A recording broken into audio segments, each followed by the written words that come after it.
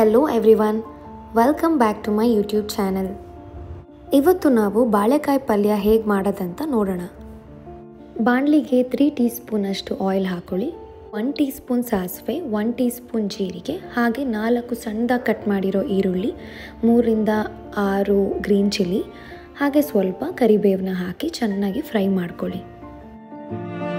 ಈರುಳ್ಳಿ ಸ್ವಲ್ಪ ರೋಸ್ಟ್ ಆದಮೇಲೆ 1 ಸ್ಪೂನ್ ಸಾಲ್ಟ್ ಹಾಕಿ ಕಟ್ ಮಾಡಿರೋ ಬಾಳೆಕಾಯಿ ಹಾಕಿ ಚೆನ್ನಾಗಿ ಫ್ರೈ ಮಾಡಿ.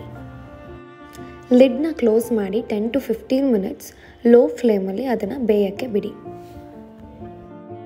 ಲಾಸ್ಟ್ಲಿ ಸ್ವಲ್ಪ ತುರಿದಿರೋ ಕಾಯಿ ಆ್ಯಂಡ್ ಕೊತ್ತಂಬರಿನ ಹಾಕಿ ಚೆನ್ನಾಗಿ ಮಿಕ್ಸ್ ಮಾಡಿ and our balekayi palya is ready. I hope you like this video. ಯಾರೆಲ್ಲ ನನ್ನ ಚಾನಲ್ನ ಫಸ್ಟ್ ಟೈಮ್ ನೋಡ್ತಿದ್ದೀರಾ ಹೋಗಿ ಸಬ್ಸ್ಕ್ರೈಬ್ ಮಾಡಿ, ಬೆಲ್ ಐಕನ್ನ ಪ್ರೆಸ್ ಮಾಡಿ. And thanks for watching. Bye.